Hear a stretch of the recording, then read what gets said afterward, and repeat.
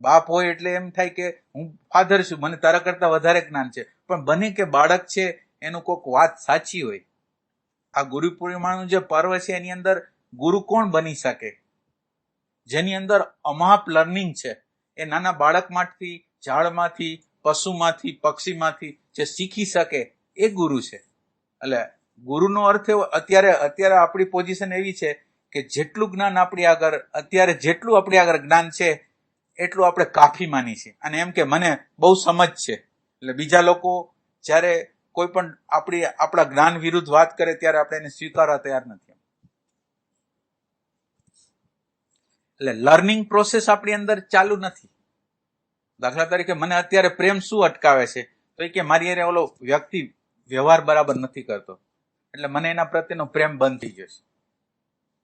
તો હવે મારે પ્રેમ ચાલુ કરવો હોય તો શું કરવું? મને એને આર્થિક રીતે નુકસાન કર્યું છે, મારા અહંકારને બહુ ચોટ આપે છે, તો શું કરું? એને હું પ્રેમ કરી શકું?